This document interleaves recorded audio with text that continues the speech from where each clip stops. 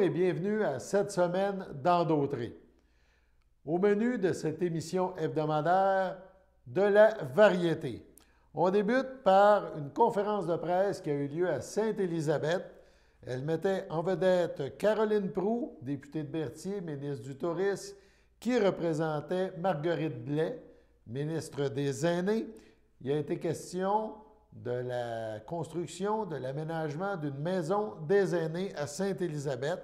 Vous pourrez aussi entendre la nouvelle directrice générale du CI3S de Lanaudière et du maire de Sainte-Élisabeth.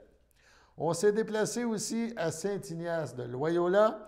Le dossier chaud, si on peut dire, celui du centre communautaire, a fait jaser. Donc, on va avoir des extraits du conseil municipal. Toujours à Saint-Ignace de Loyola, on vous présente de l'information concernant l'Assemblée générale annuelle du Comité des loisirs à Saint-Ignace, un comité fort actif. On a aussi rencontré le député fédéral, M. Perron. L'entrevue qu'il nous donne, lors de cette entrevue, il nous parle de la guerre en Ukraine et le rôle du Parlement. Il a aussi été question, durant la dernière semaine, de la Chambre de commerce. Bon, pas celle locale, mais celle au niveau du Québec, la Fédération des chambres de commerce du Québec, puisqu'on a interviewé son directeur général. On parle de Charles Millard. Donc, il sera question de différents points, mais notamment du rôle d'interlocuteur important des chambres de commerce auprès du gouvernement, surtout au moment d'une pandémie. On rencontre aussi l'imposteur culinaire. Il sera bien sûr question de cuisine et, évidemment, les flocons de neige vont bientôt arrêter. Le soleil reprend. C'est le temps des cabanes à sucre. Ça s'en vient à grands pas.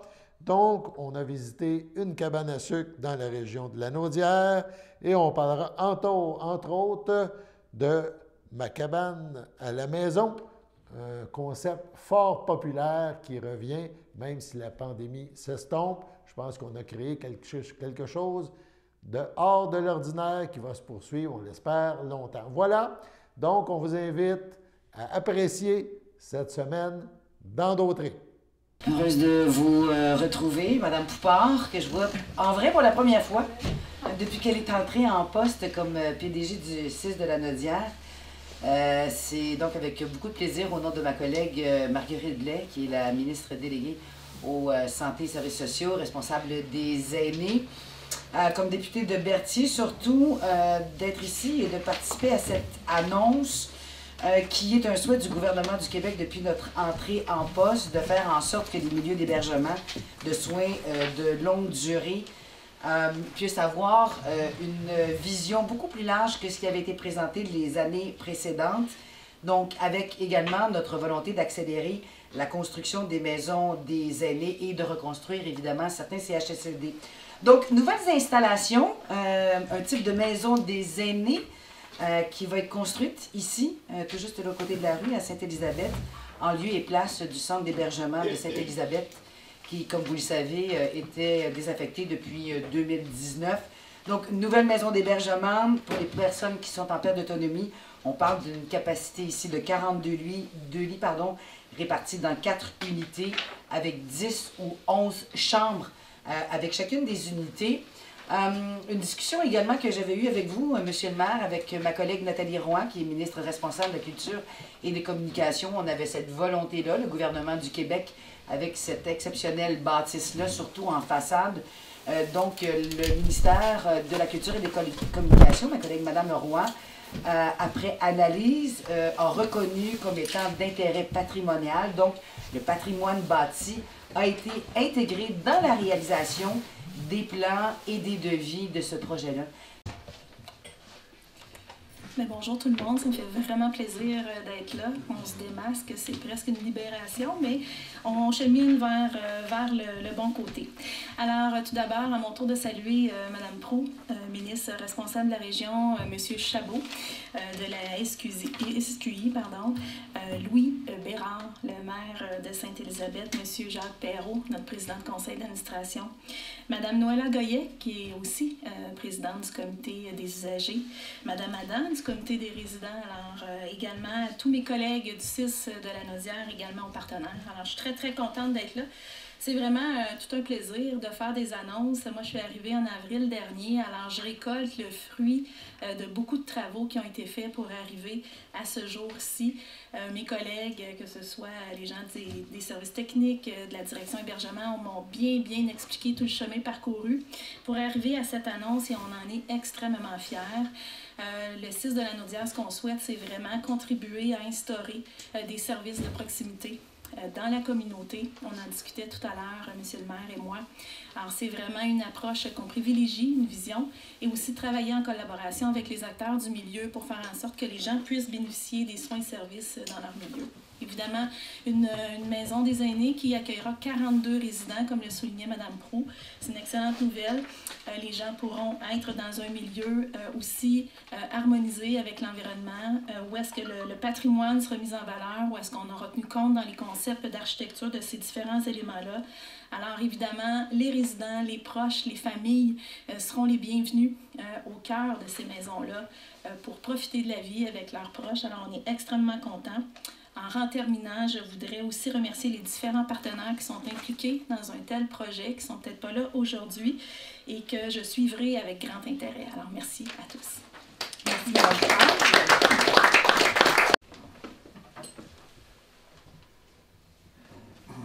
Bonjour, mesdames et messieurs. Ça me fait plaisir de voir tout ce beau grand monde réuni à Sainte-Élisabeth. Et pour une fois, pour une belle annonce. Donc, je vais saluer mes personnes dignitaires. Et c'est pas parce que je ne veux pas vous saluer dans la salle, c'est pour ça que je vous salue en premier. Fait qu'à ce moment-là, je suis heureux de tous vous voir. Donc, Mme Caroline Proulx, ministre du Tourisme et ministre responsable de la région de la Naudière. Merci, Caroline, d'être là. Mme Maryse Poupard, présidente de la générale du CI3S de la Naudière. Et M. Pierre Chabot, directeur général de gestion des projets Ouest, répondant à santé de la SQI. La SQI, c'est l'organisme qui est en tâche de construire la bâtisse. Donc, mesdames et messieurs, tout d'abord, je m'adresse aux dames. Donc, j'aimerais vous souhaiter la journée des femmes.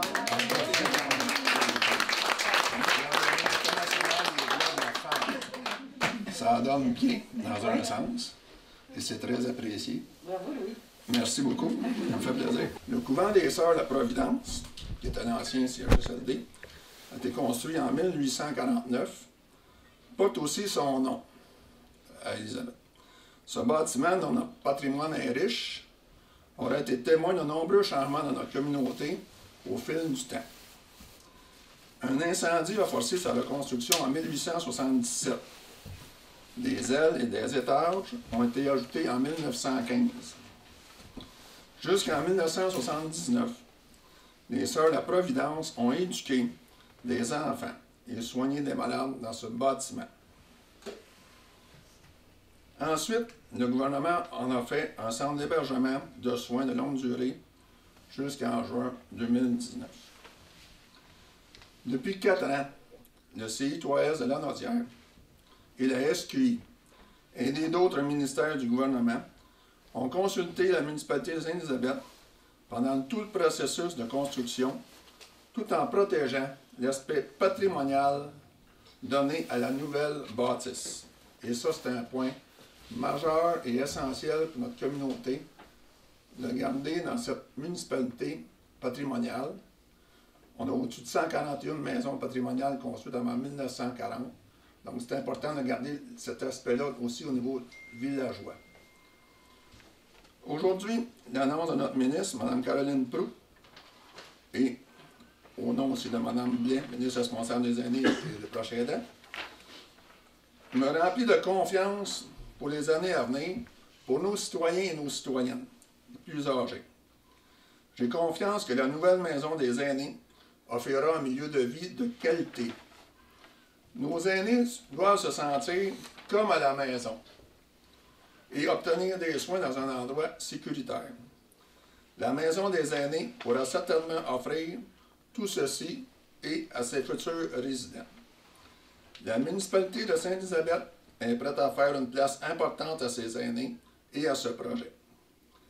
Sainte-Élisabeth ne sera pas que le paysage de cette maison des aînés.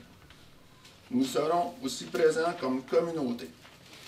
En mon nom et en celui des membres du conseil municipal, je remercie le gouvernement du Québec d'avoir fait le choix de conserver une solution d'hébergement et de soins pour les aînés de Sainte-Élisabeth. Soyez assurés que nous travaillerons en collaboration avec tous les acteurs de ce projet afin de le mener à terme. Un grand plus pour notre municipalité. Je vous remercie. Merci, M. Oui. OK, bon, ben moi j'ai une question à poser. Je dirais, vous venez de nous dire que toutes nos questions vont être répondues pour, je veux dire, le mois d'avril. C'est ça qu'on a posé ici, je veux dire, dans ce document-là. C'est ça que vous nous dites? C'est ça? Oui. OK. Mais il y a une question que je veux dire, lui, il vient de soulever, je veux dire, un très bon point. Ici, que je veux dire, la présentation va être préparée par, je dirais, Mélanie et son fils. Mais comment son fils peut-il travailler, je veux dire, avec des documents de la municipalité qui sont confidentiels et que, je dirais, il va répondre à toutes les questions. Ça veut dire qu'il peut avoir, je dirais, accès à savoir si c'est payé dans Mais non, c'est pas le projet communautaire. On a posé des questions spécifiques. Alors, pour les réponses, je veux dire, à ce moment-là, je veux dire, c'est quoi? Il va avoir accès à des documents. Quand il va faire, je veux dire, si c'est lui qui fait les prévisions, à savoir, je veux dire, combien ça va coûter pour une personne qui a une maison. C'est pas lui qui fait ça. Bon, ben c'est pas lui qui fait ça. C'est qui? C'est Mélanie.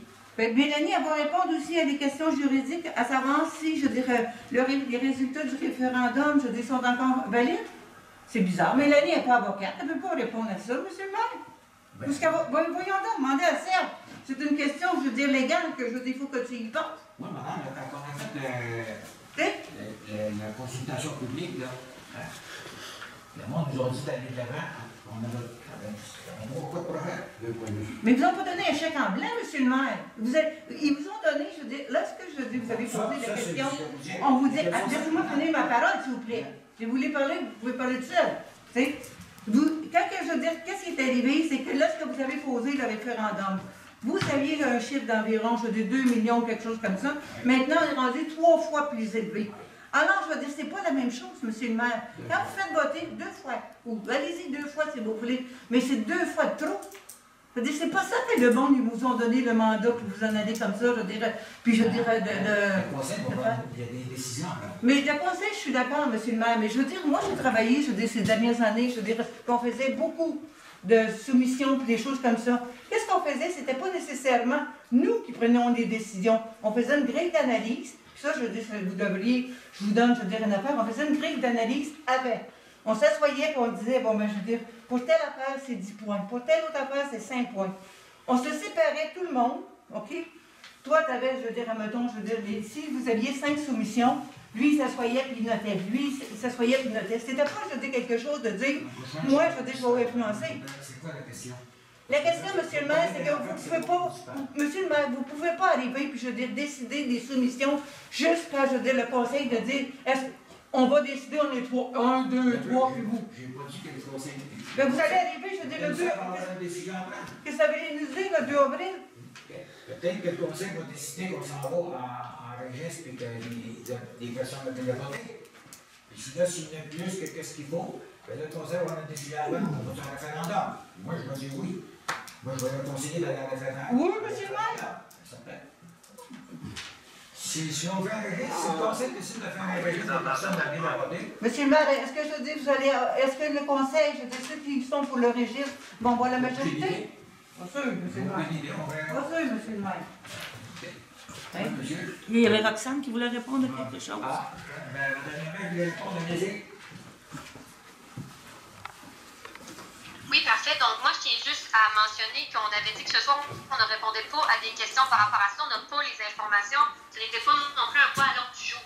Puis, juste petit aparté, pour ce qui est des documents, en fait, que le fils de Mélanie a accès, ce sont tous des documents publics.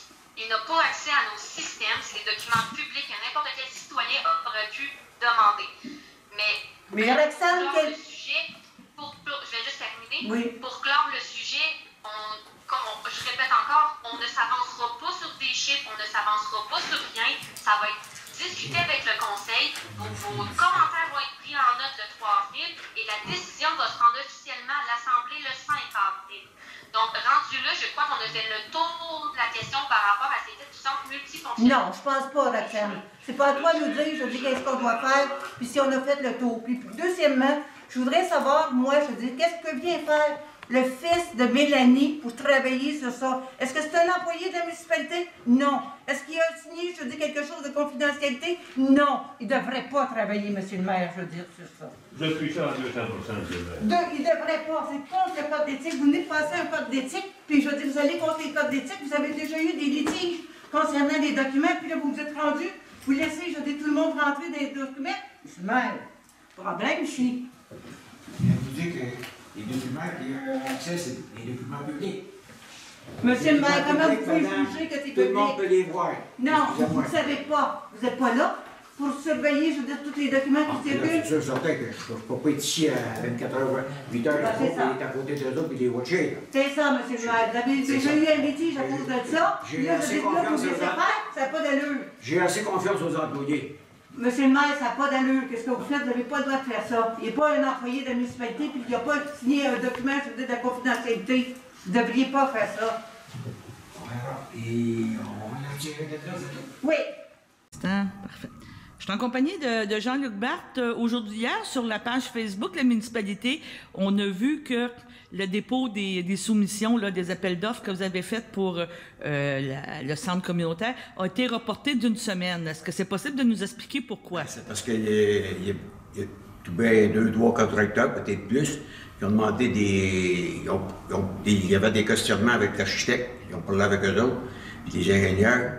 Puis là, l'architecte a décidé de faire un addenda. Mais dans l'addenda, eux autres, ils ont demandé de porter ça dans une semaine parce que pour prendre le temps d'aller chercher les prix de ce que les autres ils ont changé, ben donc ils ont mis à la place de telle affaire.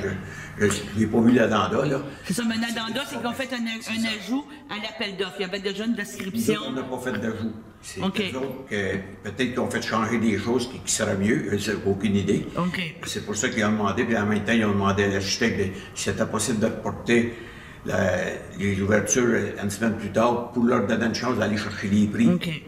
Okay. Donc, le conseil, on s'est réunis, puis on a discuté, puis le conseil a accepté de porter ça. Au lieu que ce soit le 16 qu'on va ouvrir les appels d'offres, ça va être le 23 matin, à 11 h.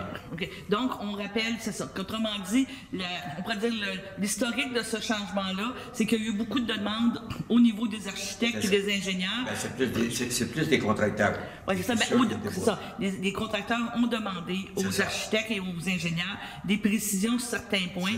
Puis il a été décidé par les architectes et les ingénieurs de reformuler, on pourrait dire possiblement, de mettre l'explication dans l'appel d'offres. Puis en même temps, les contracteurs ils ont demandé à l'architecte de porter ça dans une semaine pour leur donner une chance d'aller chercher les prix.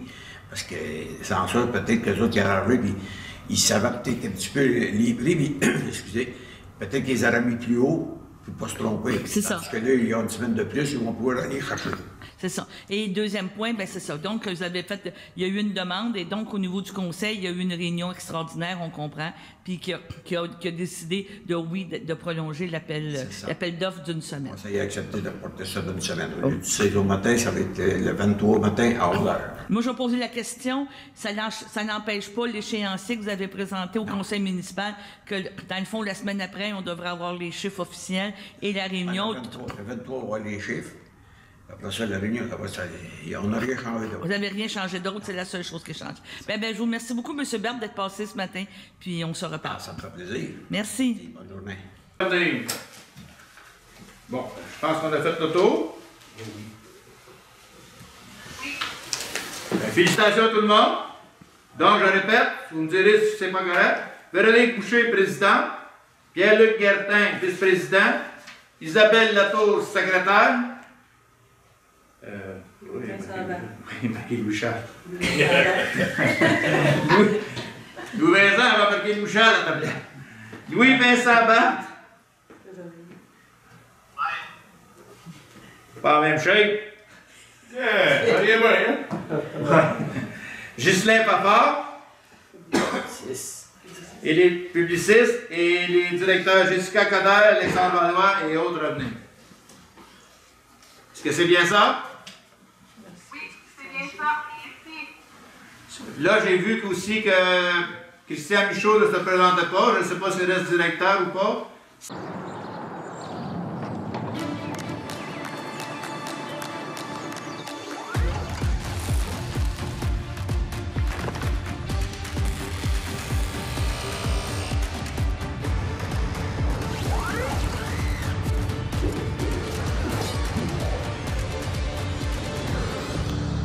Quand on achète ici, c'est le Québec qui y gagne.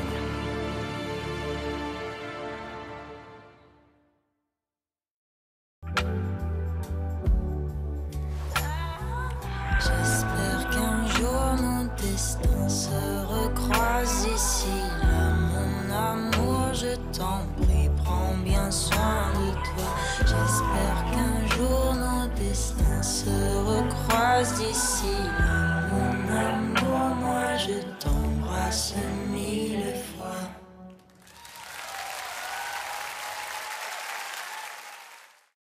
Dans une autre ordre d'idée, on s'est parlé tantôt en pré-entrevue. Qu'est-ce qui se passe en Ukraine et tout? Je pense que ça touche beaucoup au niveau du Parlement. Ça devient le sujet du jour, malheureusement, là, avec tout ce qui se passe. Est-ce que... c'est quoi le sentiment, on pourrait dire, qui se passe? Parce que vous me disiez justement, vous en alliez siéger dans quelques instants. C'est quoi là, le sentiment? Comment que, quand on rentre en chambre puis qu'on entend encore parler de l'Ukraine, de qu'est-ce que la Russie fait, là, on vient encore annoncer des sanctions économiques. Est-ce que tout le monde se rallie? Qu'est-ce qui se passe? On peut savoir... Oui, en effet, Mme Yvon, il y a une belle unanimité à la Chambre des communes là-dessus. Évidemment, c'est la consternation. Vous savez que l'Ukraine, c'est une nation amie, c'est un pays qui est développé comme le nôtre. On a une communauté au Québec et au Canada, une communauté ukrainienne qui est quand même assez importante aussi. Donc, c'est la démocratie, en fait, qui est agressée. Et c'est Vladimir Poutine, moi, je pense qu'il est en train de tester la démocratie, voir à quel point on va répondre. Vous vous rappelez qu'on les a laissés prendre la Crimée il y a plusieurs années? Ouais. Ben, c'était le premier pas. Puis si on laisse faire ça, ben, ça va être là. Ensuite, ça va être une autre étape. Donc, il faut vraiment que les sanctions soient sans merci. Nous, on est beaucoup plus au niveau des sanctions économiques. Puis il faut viser les oligarques, les gens qui ont beaucoup d'argent, qui ont de l'argent à l'international, ce qui risque de toucher plus directement le président Poutine, parce que viser simplement le peuple russe, je ne suis pas certain que ça a un très grand impact, parce que le président n'a pas l'air de soucier beaucoup de son peuple pour l'envoyer dans une guerre comme celle-là, qui est totalement injustifiée. Mais... donc, c'est dans cette optique-là qu'on le fait. On a été les premiers, nous, à proposer la levée de la nécessité d'un visa pour les gens provenant de l'Ukraine et la prolongation des visas pour les gens qui sont ici présentement, pour qu'ils puissent demeurer en sécurité. Mais ce qu'on constate, c'est que la très grande majorité du peuple ukrainien ne veut pas partir. Ils veulent rester là, puis ils veulent résister, puis ils veulent lutter. Et c'est notre devoir de leur fournir le matériel dont ils ont besoin, que ce soit des armes létales ou non létales, ou du matériel humanitaire. On pense évidemment que l'aide humanitaire est plus importante que le reste, mais on est prêt même à fournir des armes. Il n'y a pas d'enjeu là-dessus. Là. Et on en fournit déjà. Et les pays de l'Europe ont amené une aide, je pense, assez importante. C'est ce qui fait que, d'ailleurs, l'attaque russe ne progresse pas comme les Russes pensaient le faire. OK. Le sentiment est que c'est justement ces sanctions économiques vont finir par porter fruit ou... Quand je vous parle, on se parle comme ça, hypothétiquement, on pourrait-tu retourner en guerre? Pensez-vous que les pays comme le Canada, qu'est-ce que vous entendez? Qu'on va aller faire la guerre? C'est plate, là, mais c'est la question toujours qui est là. Ouais. L'enjeu, c'est que l'Ukraine ne fait pas partie de l'OTAN. S'il faisait partie de l'OTAN, on serait déjà en guerre, parce que l'OTAN, c'est une organisation de défense. Donc, non, on n'est pas à ce stade-là. On n'est pas au stade d'envoyer des hommes non plus. Là. Personne ne parle de ça présentement. Là, on pense que les mesures économiques vont porter. Vous savez que dans les premiers jours des mesures économiques, des restrictions, le rouble a perdu 30% de sa valeur par rapport au dollar américain avant les interventions de la Banque centrale russe. Il y a plusieurs entreprises, plusieurs banques même qui pourraient faire faillite dans les prochaines semaines. Donc, on est en train d'essayer de les couper aussi des systèmes de paiement internationaux. Bien sûr, ces mesures-là vont avoir aussi des impacts sur le Canada et le Québec, en moindre mesure que sur les pays directement voisins. Mais il faut ce qu'il faut, là, parce que si on ne répond pas à cette attaque-là, ça va être quoi la prochaine fois? C'est ça. Donc, je pense que tous les partis, de ce que vous m'expliquez, sont d'accord avec autant les sanctions économiques. Aujourd'hui, demain, les Olympiques, Paralympiques commencent. On commence à retirer la Russie de beaucoup de compétitions sportives, beaucoup de choses que je pense qu'à un moment donné, il va y avoir une prise de conscience qui va être faite, puis on va travailler dans ce sens-là. Mais comme on disait tantôt, c'était pas ça qu'on avait prévu en février-mars. On pensait plus commencer à parler d'allègement, puis que là, on se retrouve encore avec un sentiment, là, en tout cas, je dirais pas dépression, mais tu sais, c'est lourd. Là. Je pense qu'il n'y a pas personne qui est au courant de la situation, ne vit pas ça d'une façon lourde en disant ça n'a pas d'allure. On ne pensait pas revivre ça là, depuis 39-40.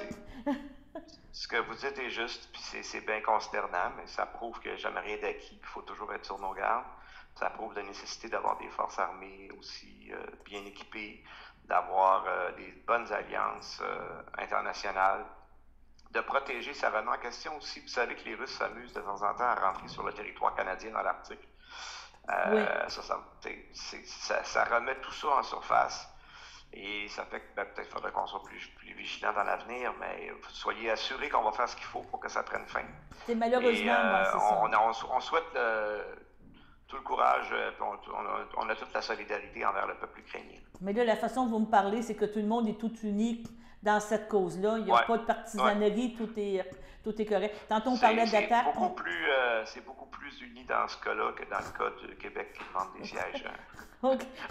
Pour faire un parallèle un peu boiteux. Là. Mais sur des questions comme ça, je pense qu'on a le devoir aussi d'unir les forces des partis politiques. On a dès le départ, dès les premiers jours, à faire notre collaboration au gouvernement pour adopter des mesures. C'est ça. Et dans les prochains jours, bien là, vous me parlez, vous étiez pour être 2 semaines dans le comté. Avez-vous des choses, est-ce qu'on peut s'attendre à des annonces ou des choses qui s'en viennent? Ou pour l'instant, c'est plus du travail sur le terrain? Non, on continue à travailler notre dossier d'érosion des berges, tout ça, mais c'est du travail de terrain, des codes de circonscription. On a plusieurs rencontres à avoir avec des citoyens aussi.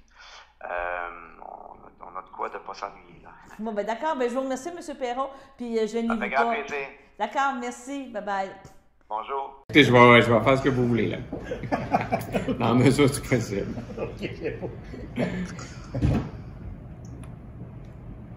Mais allez-vous me poser des questions? OK. Alors, nous parlons de M. Charles Milliard, qui est le président directeur général de la Fédération des chambres de commerce du Québec. M. Milliard, quel est le message essentiel que vous êtes venu livrer devant la Chambre de commerce du Grand-Joliette? Je remercie la Chambre de commerce du Grand-Joliette pour l'invitation. Je pense que le point principal, c'est de mentionner qu'il y a beaucoup de choses en ce moment qui touchent les entrepreneurs dans les décisions politiques au Québec, au Canada. Et plus que jamais, c'est important de s'impliquer dans notre Chambre de commerce, dans le réseau de chambres de commerce au Québec, parce qu'on a plusieurs points à défendre pour les entrepreneurs. Alors, ce n'est pas le moment de baisser les bras. Il y a plusieurs enjeux. Je pense à la pénurie de main-d'œuvre, entre autres, qui est un enjeu crucial au Québec en ce moment.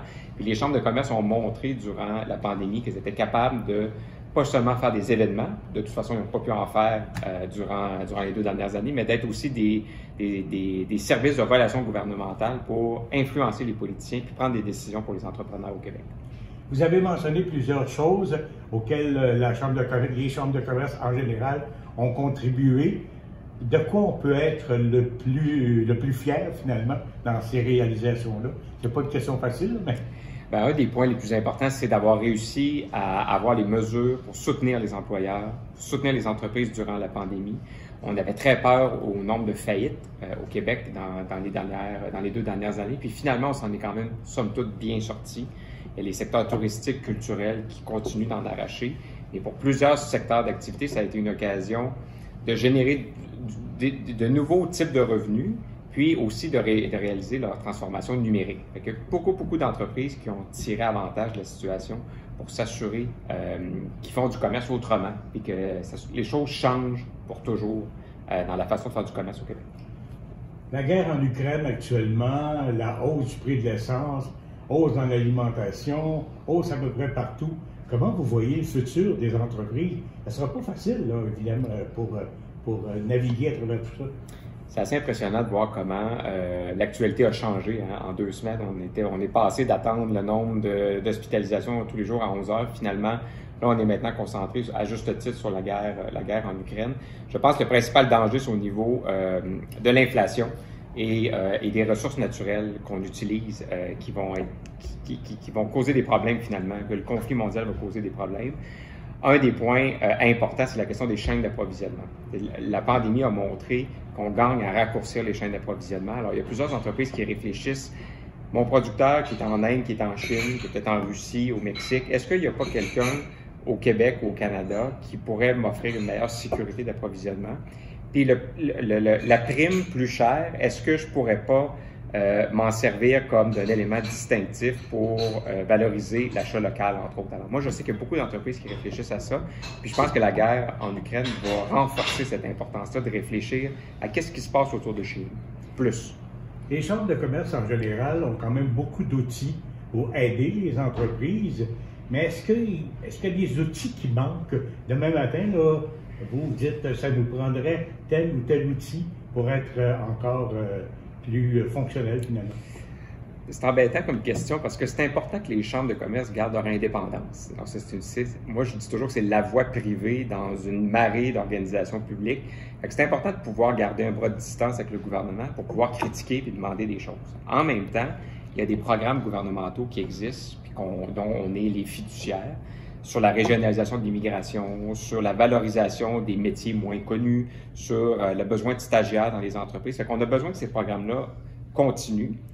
Mais en même temps, il faut aussi soutenir la vitalité des chambres de commerce. Donc, dans le cadre de la pandémie, on a fait une demande justement que les chambres de commerce soient couvertes par le programme d'aide aux entreprises, parce que même si on n'a pas été obligé de fermer, il reste qu'à cause des événements qu'on fait, on a été fermé. Parce que moi, je pense que si une chambre de commerce meurt dans une région, c'est une voie privée qui meurt. Puis c'est pas du tout le cas ici. La Chambre du Grand Joliette est très, très active. Mais il faut s'assurer de garder le réseau de 130 chambres de commerce au Québec très, très actif, très indépendant puis présent. Il y a des défis qui s'en viennent, qui sont là même. La pénurie de main-d'œuvre, vous en avez parlé, pas nécessairement facile à régler. Est-ce qu'il y a d'autres défis qui s'en viennent pour les prochains mois, prochaines années? Les principaux défis, là, donc la pénurie de main-d'œuvre, l'inflation, la gestion des chaînes d'approvisionnement, puis je vous dirais les finances publiques, parce qu'il faut se soucier aussi des finances publiques. Là, on est dans une position encore enviable au Canada, mais on ne pourra pas... C'est bizarre parce qu'on a demandé de l'aide pendant les 2 dernières années, mais à un moment donné, cette aide-là va devoir diminuer parce qu'on ne peut pas avoir notre système entrepreneurial sur le respirateur public tout le temps. Alors, il va falloir plutôt mettre en place des conditions favorables pour que les gens investissent leur propre argent, prennent des risques, puis en retirent les bénéfices, parce que c'est ça le libre marché, puis c'est ça l'entrepreneuriat. Actuellement, il y a une prime qui a remplacé la PCU pour la relance économique. Plusieurs disent que si cette prime-là était retirée, ça aiderait finalement pour la pénurie de main-d'œuvre. Est-ce que vous êtes de cet avis-là? Mais je pense que le nombre de prestataires a diminué grandement. Je pense que ce qui reste pour l'instant, c'est pour des travailleurs autonomes ou des secteurs qui ont encore de la difficulté. Je regarde les taux d'occupation, entre autres dans les salles de spectacle en ce moment, même si les salles sont ouvertes, il y a des spectateurs qui ont encore peur de retourner. Alors, je pense que ces secteurs-là ont encore besoin d'aide, puis qu'on leur dise justement que c'est sécuritaire de retourner dans ces événements-là. Puis de voir aujourd'hui plein de gens à la Chambre de commerce de Joliette, ça montre que les gens ont quand même envie de reprendre des activités humaines. Mais d'ici là, il faut continuer de soutenir ces milieux-là. M. Milliard, merci beaucoup. Merci. Parce qu'effectivement, il faut changer l'image que les chambres de commerce, c'est des organisations seulement pour les grandes entreprises ou les gros manufacturiers. C'est des organisations aussi pour les start-up et pour les entreprises qui ont une vocation sociale plus grande. Puis à preuve, le réseau de chambres s'implique de plus en plus dans les questions sociales, dans les questions environnementales. Il y a vraiment un changement de l'image en ce moment des chambres de commerce là, qui a lieu au Québec, en tout cas, du moins. Je regarde la participation de la Fédération, entre autres au G15+. C'est une organisation qui rassemble le chantier de l'économie sociale, Équiterre, nous, le Conseil du patronat, donc plein d'organisations pour faire la valorisation du développement de l'économie sociale, puis de la réduction des inégalités. Fait que ça aussi, ça préoccupe les chambres de commerce. Il n'y a pas que le profit, il y a le bien-être collectif aussi. C'est par rapport à ça. Je pense que le marché du travail change, puis que oui, le salaire, les conditions, c'est important, mais je pense que le milieu de vie, la conciliation, travail, études, famille, qu'on offre à nos employés, ça fait la différence. Évidemment, dans les organisations d'économie sociale, on ne va pas chercher les plus gros salaires, mais en même temps, pour bien des gens, de travailler une société meilleure, c'est un salaire aussi. Alors, oui, il faut tenir compte des conditions salariales, mais maintenant, moi, je pense que les employés ont beaucoup plus de pouvoir décisionnel qu'avant. Le rapport de force est renversé dans plusieurs secteurs d'activité, puis il faut qu'ils en profitent pour dire qu'est-ce qu'ils veulent comme type d'emploi. Puis moi, je pense que les entreprises d'économie sociale peuvent effectivement attirer des employés, même s'ils n'ont pas les conditions les plus payantes. D'accord, je vous remercie. Merci. Je suis en compagnie de Mathieu Maurice, qu'on connaît plus sur un imposteur culinaire. Si on rappelle qui tu es, tu es un gars de la construction qui a décidé qu'il faisait à manger. Mettons qu'on résume ça comme ça. Tu es d'accord un petit peu avec ma description du personnage? Oui, absolument. J'ai décidé de... Moi, j'avais mon entreprise en rénovation, puis j'étais un passionné de la bouffe, j'étais un passionné de l'humour, j'étais un passionné de la communication. J'ai décidé de me lancer dans un projet en sortant du garde-manger, puis en faisant connaître aux gens les talents que j'avais en cuisine ou en humour ou en communication, puis en faisant des livres de recettes ou des recettes qui sont un petit peu plus différentes de ce qu'on est habitué de voir normalement. Mais oui, c'est une belle description du personnage. Maintenant, tu vis de ça, là, de la cuisine et faire des Zooms. Je sais qu'on pouvait même te voir en Zoom cuisiner avec toi là, pendant la pandémie. Tu fais encore un peu de rénovation ou tu es vraiment maintenant axé sur l'art culinaire, disons? Non, mais j'ai encore mon entreprise de rénovation, mais je suis devenu tellement occupé avec l'imposteur culinaire parce que, tu sais, en un an et demi, en 18 mois, on a fait 2 livres de recettes, on a fait 3 magazines. Comme tu dis, il y a les lives. Alors, c'est mon père qui s'occupe de ma compagnie de construction pour l'instant. Tu sais, ça va bien avec l'imposteur culinaire. Ça me tient occupé 40 heures, 50, 60 heures par semaine, en plus des lives du soir où est-ce que les gens sont invités à venir cuisiner avec nous, où est-ce qu'on publie la liste des ingrédients quelques jours à l'avance sur les différentes plateformes. Puis les gens reçoivent aussi la liste des ingrédients par infolettre. On se branche en live un jeudi soir, on cuisine ensemble, les gens font la même recette, on est des centaines à manger la même chose, à partager dans la communauté des imposteurs, à même la page Facebook, ce qu'on vient de faire. C'est vraiment le fun. En fait, c'est une nouveauté, puis les gens embarquent. C'est le fun d'avoir ce contact-là privilégié avec ceux qui nous suivent et ceux qui cuisinent nos recettes. Tu peux-tu dire aussi que tu fais tes recettes parce que tu es un gars ordinaire, c'est pas méchamment que je veux dire ça, puis tu prouves au monde ordinaire et aux gars que c'est facile de faire à manger puis qu'on peut s'en sortir, pas en achetant toujours de la pizza à l'épicerie ou achetant quelque chose. Tu peux avoir une belle finalité dans qu'est-ce que tu présentes comme produit. Puis, pas seulement ça, je veux dire, c'est bon, tu sais, comme tu dis, je sais que tu es un petit peu adepte de keto et tout ça, et que c'est facile à faire, donc on peut tout devenir un Ricardo en t'écoutant. Ben, c'est ce qui était l'objectif, en fait. Hein. Moi, je ne suis pas un vrai chef dans la vie, mais je suis un bon cuisinier. Comme beaucoup de gens, comme monsieur, madame, tout le monde à la maison, j'avais juste le goût de leur faire découvrir une nouvelle façon de cuisiner avec des ingrédients faciles à trouver. Et puis, souvent, les recettes, surtout dans les magazines, sont hyper simples. C'est des recettes de semaine qui ne prennent pas de temps. Des descriptions, que ce soit les livres ou les magazines, c'est toujours la même chose. C'est des descriptions humoristiques. On passe un bon moment dans une recette à lire la recette en même temps. Et puis, j'avais le goût que les gens puissent cuisiner. Oui, moi, je cuisine en keto, mais moi, ma famille n'est pas toute keto. Il y a juste moi qui est keto chez nous, en fait. Fait que j'adapte la bouffe à eux. Je leur sers des pâtes, je leur sers des patates. Moi, je mange keto, mais c'est pas grave. C'est une nouvelle façon de cuisiner. C'est juste une façon différente d'aborder les recettes en keto où c'est souvent plus de la viande avec des légumes verts, des poissons.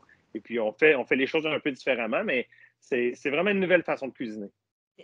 Là, tu as sorti un magazine sur la relâche. Donc, on est en pleine semaine de relâche. On est mercredi. Donc, tout le monde, je vais dire le mot, garochez-vous, allez acheter la revue pour savoir quoi finir de manger jusqu'à la fin de semaine. Là. Il annonce de la neige, pas de neige, il fait fret, on ne sait pas quoi faire à manger. Je pense que c'est une bonne offre de service que tu offres présentement. On peut pas, le sujet ne peut pas être plus dedans en ce moment. On est dans la semaine de relâche. On a sorti le magazine de la relâche avec des recettes réconfortantes, hein, parce qu'il fait froid dehors, parce qu'il neige, parce qu'on a le goût de cuisiner avec les enfants. C'est aussi des recettes faciles à faire, hein, des recettes de semaine. C'est vraiment des choses vraiment à essayer avec le magazine de la relâche qui est disponible partout, incluant sur mes plateformes. Alors, vous pouvez vous le procurer un petit peu partout au Québec présentement et sur ma plateforme.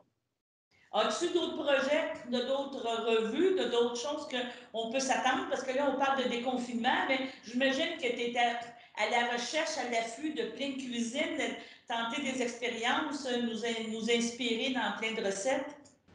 Bien, c'est sûr qu'on est toujours à l'affût. Hein? C'est sûr qu'on continue de mettre des recettes sur le site web de l'Imposteur. En plus des 2 livres et les 3 magazines, il y a le site web www.imposteurculinaire.com où est-ce qu'on offre une centaine de recettes qui ne font pas partie des magazines ou des livres. Puis on va en rajouter comme ça tout au fil de l'année. On a souvent des demandes spéciales. Les gens nous demandent des choses. On veut modifier des choses, les amener en keto, essayer des choses différemment. C'est sûr qu'on va en ajouter. Il y a d'autres projets de livres qui s'en viennent. Il y a d'autres projets de magazines. La roue tourne. Les gens embarquent dans le projet. C'est pour eux aussi qu'on le fait. Puis c'est sûr qu'on a des idées plein la tête. Là. Ça n'arrête jamais. Une idée que je te lance comme ça ne te tenterait pas un resto d'imposteur culinaire? Tu pourrais le rénover et faire à manger en même temps. Je sais que ça pourrait être un projet fou, mais ça pourrait être quelque chose à la fin qui pourrait peut-être aboutir. Je ne sais pas, je te lance ça comme ça. Je sais que tu es toujours ouvert à beaucoup de projets. Bien, c'est sûr que, éventuellement, dans le projet de l'imposteur culinaire, un resto, ça serait quelque chose qu'on envisage. Mais en ce moment, avec les restaurants, avec la pandémie, avec les fermetures, ouvertures, c'est pas nécessairement le temps.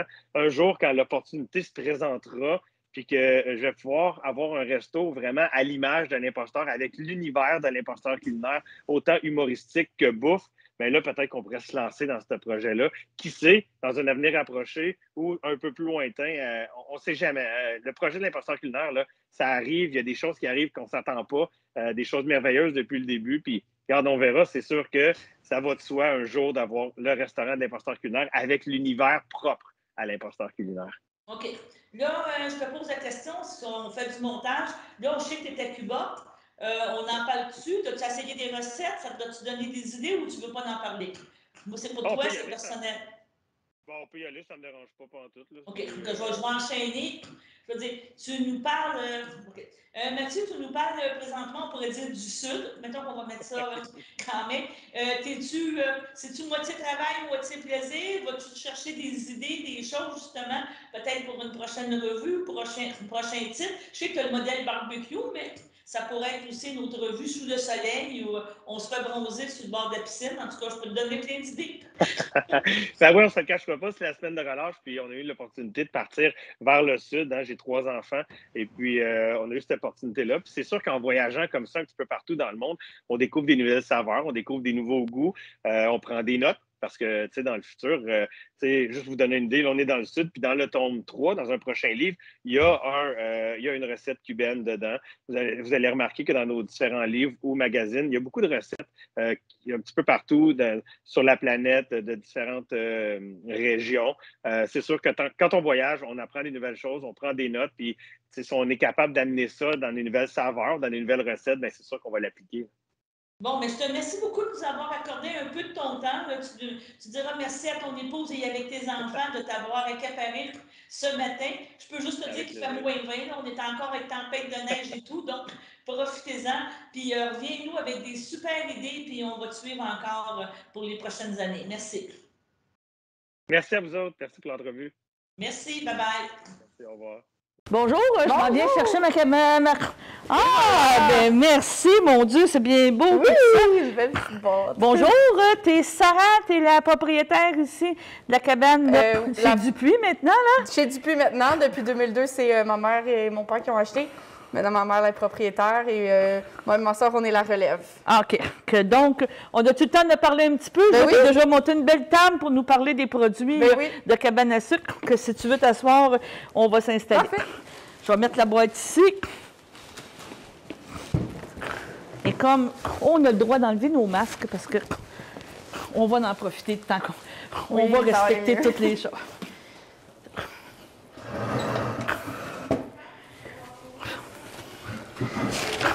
Bon, ben, Bonjour Sarah, ça va bien? Bonjour, oui, ça va bien, toi aussi. On vient de dire qu'on était à Saint-Jean, qu'on est au 1er mars, donc on commence à penser cabane à sucre. Oui, enfin! Enfin, oui! Et tu as accepté de nous recevoir ici à la cabane à sucre. C'est bien gentil chez Dupuis. On va parler de deux choses. On va parler d'une première chose. Tu viens de me dire que vous avez acheté en 2002. Oui. Vous avez racheté une cabane ici. Oui. Donc, il fallait avoir un sentiment, je dirais, d'appartenance par rapport à l'érablière, par rapport au sucre, par rapport à ça, parce que comment c'est ça en 2002? Je ne peux pas dire que c'est une vieille cabane, c'est pas méchamment, là. Mais, non, mais oui, elle a de l'âge un petit peu. Elle a de l'âge un petit peu, puis tout ça. Il fallait premièrement vouloir. Puis c'était quoi à l'origine, tes parents étaient déjà des acériculteurs? Mon père est agriculteur, OK. Puis comme un peu tous les agriculteurs ici, on a une petite terre à bois, donc une petite cabane à sucre. Mon grand-père, il louait une cabane à sucre vraiment familiale pour faire du sirop d'érable. Il a transmis la passion de mon père. Mon père s'est dit, bon, ben il voulait léguer une compagnie par enfant, fait qu'il s'est dit, on va acheter la cabane à sucre, comme ça va faire de l'héritage pour la relève. Transmission de patrimoine. Exactement, oui. Et toi, c'était toute jeune, là, sans indiscrétion, t'as quel âge? Là, moi, j'ai 27. Donc, tu avais 7 ans, là. Tu avais 6-7 ans quand tes parents ont acheté la cabane ici, comme on dit, l'érablière. Donc, tu as connu tout de suite comment faire. Il fallait que tu aies le goût de vivre. Parce que là, moi, je le sais parce que je connais un petit peu ça, mais quand ça part, les sucres, il faut le faire quand ça marche. Oui. C'est une passion, parce que là, c'est presque 24 heures sur 24 quand la sève monte, comme on dit. Oui, c'est ça. Quand ça coule, là, quand ça coule, tu peux pas attendre. dire « je vais fermer, attendez, érables, puis on va le Nous, faire ». on était à Chaudière, là, ça fait 4 ans qu'on est rendu à Tubure. On était à la Chaudière encore? On était à Chaudière, on avait je me rappelle plus combien, on avait 1200, je pense, en taille à Chaudière. Non, 2200 en taille à Chaudière. Fait qu'il fallait tout ramasser ça. Puis les chaudières, tu peux pas attendre que ça déborde, là. Mais non, parce que tu perds ton profit, là, Ben, tu perds c'est tes ça. choses. Donc, c'est vraiment une passion. Oui. C'est vraiment une transmission de patrimoine. As-tu des enfants, des personnes encore? Non, Pas encore. Mais tu penses-tu que si tu en as, tu vas être capable de leur transmettre ça? Ah, d'après moi, ils n'auront pas le choix. Oui. On va les emmener ici, puis la passion se développe à force de travailler à la cabane. Tu sais, nous, on est 4 enfants, puis les 4, on est intéressés par ce qui se passe ici. Les 4, on travaille ici. Fait que c'est vraiment familial. Oui, c'est tellement familial que tu as le goût. Nos tantes travaillent ici, nos cousins travaillent ici. Fait que c'est le fun, on a du plaisir, l'ambiance est là. Puis c'est ça que les gens aiment quand ils viennent manger à la cabane, c'est que c'est familial, c'est convivial, c'est chaleureux. Les gens sont contents d'être là, mais parce que c'est toute la famille qui travaille ensemble, tu sais. OK. Donc, toute ta production sert à la cabane ou tu t'en exportes aussi, vous réussissez à en vendre? Non, ou vous gardez tout on garde tout ici, oui. Étant donné ici? qu'on sert beaucoup de repas là, et beaucoup de boîtes repas maintenant, on le garde ici. OK. Ouais.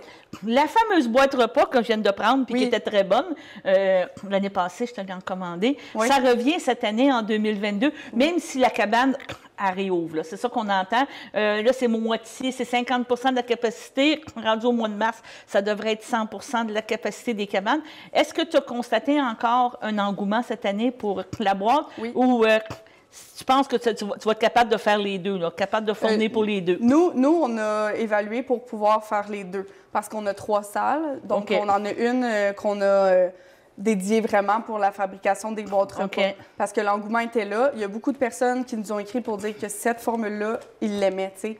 Quand tu as des jeunes enfants, là, des fois, c'est pas tellement évident de sortir puis de les voir courir partout. Fait que t'aimes mieux être à la maison. Même chose pour des personnes âgées qui aiment mieux peut-être rester dans leurs affaires. Fait qu'il y a beaucoup de monde qui nous ont dit qu'ils avaient aimé ça. Donc, cette année encore, on a décidé de renouveler l'expérience. C'est ça qui vous a sauvé l'an passé? Qui a sauvé la saison? Assurément, oui. Parce que c'est ça, là, dans le fond, on parle d'à peu près 1 mois et demi, 2 mois maximum de saison. Là, que dans le fond, il faut que tu fasses tes sous dans ces 2 mois-là. Puis l'année passée, puis même encore un peu cette année, ils vous coupent. Le gouvernement a coupé comme les ailes là, de cette tradition-là. Oui, oui, vraiment. Si on n'avait pas eu ça l'année passée, je ne sais pas si on serait ici cette année. Là. Ah oui, oui. À ce point-là. Oui, ça nous a vraiment aidés. Là, tu as osé nous sortir du stock. Oui. Ça donne le goût. Oui. Donc, il y a les fameuses oreilles de Christ qu'on peut commander, la tarte au sucre qui est excellente. Ça ici, c'est du... C'est l'omelette. L'omelette, oui, OK, c'est notre omelette. L'omelette soufflée, parce que c'est tellement bon. Tu as du pudding chômeur, tu as du jambon. Les saucisses viennent des pignons verts. Oui, de la bouchée pignon vert, des saucisses à l'érable qui nous ont faites spécialement. Ah, spécialement pour vous autres ici? Ah! Donc, on ne les retrouve pas dans leur boutique. C'est vraiment quelque chose? Peut-être que vu qu'ils nous en ont fait, peut-être qu'ils s'en gardent aussi un petit peu. Là. Je pourrais pas dire, mais... C'était notre demande. Le concept de ma cabane à la maison, c'est ça. Tu vas sur le site de ma cabane à la maison, tu choisis ta cabane à sucre et, entre autres, vous faites les livraisons dans les métros. C'est ça qui est le fun, qui est vraiment intéressant parce que tu n'as pas besoin de te déplacer. Tu peux l'avoir dedans, mais... C'est les mêmes produits qu'on retrouve ici à la cabane. Et ils avaient fait des produits qu'on pourrait dire complémentaires, des fameux sous-sons. Oui. Et tu me disais tantôt, quand je suis arrivée, que vous faites vos betteraves. Ici, on va regarder ça. Vos betteraves, tu fais des... Ça ici, c'est des cornichons sucrés, puis du fameux ketchup maison, comme on appelle, du ketchup aux fruits. Oui. Et ça, c'est tes produits pour t'aider à... Oui, nous, dans le fond, on a une autre compagnie parce qu'il faut continuer à travailler durant le reste de l'année. Fait qu'on a une compagnie de confiture et de marinade qu'on fait de mai à novembre. Les produits Colibri qu'on retrouve dans les métros Super C, quelques IGA de la Nodière. On est aussi dans des petites boucheries ou des fromageries. OK. À Berthier, on est au IGA, si je ne me trompe pas. Puis c'est ça, c'est ce qui nous permet de survivre durant le reste de l'année. Mais qui nous permet aussi que tu mets dans tes plats, que tu mets dans, dans des beaux petits plats que tu nous donnes. Le ketchup aux fruits, en fait, c'est le ketchup de la cabane, donc c'est pas le même qu'on met dans les boîtes. Mais pour ce qui est des cornichons sucrés puis des betteraves marinées, c'est ceux-là. C'est ceux-là qu'on a. C'est ceux-là, oui. Et la fameuse canne de sirop d'érable.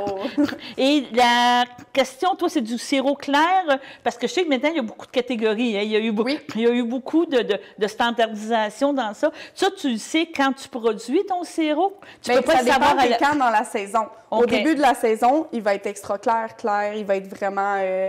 une belle couleur, là, comme le miel. Là, OK. Puis plus tu avances dans la saison, plus il devient foncé. Est-ce que c'est fait plus sucré, moins sucré, dépendant de la saison? De la coulée, je t'ai pas dire? Bien, c'est pas sucré, c'est qu'à la fin, il va peut-être avoir plus un petit goût de caramel qui va ressortir. Là.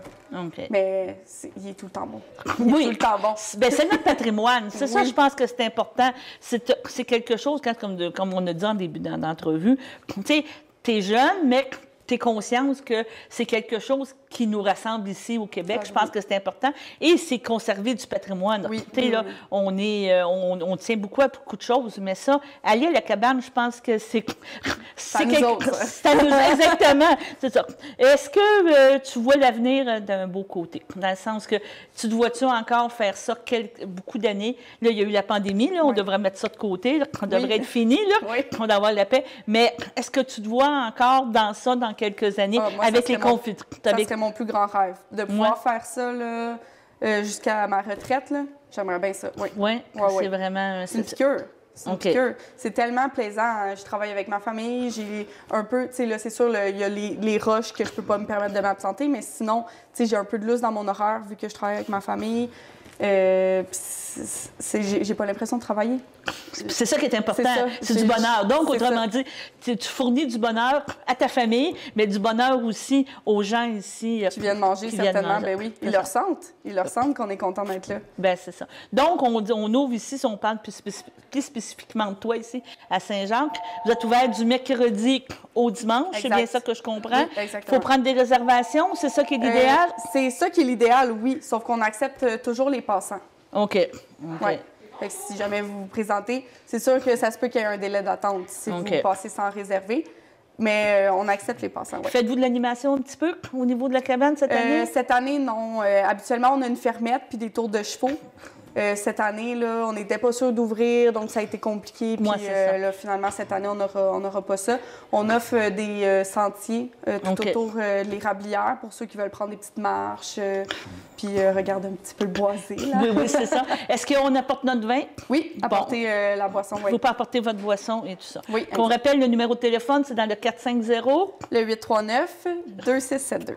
Et on peut commander aussi notre cabane ici directement, venir le chercher chercher en take-out directement à la cabane. À la limite, on vient manger à la cabane pour part avec du stock, au mieux. Sinon, bien, aller sur le site Ma Cabane à la maison et aller pouvoir commander des produits locaux, encourager quelqu'un de local qui fait des produits locaux. Donc, toutes des bonnes choses. Exactement, oui. Bon, mais je te remercie beaucoup, Sarah, merci et on va t'encourager. Merci beaucoup.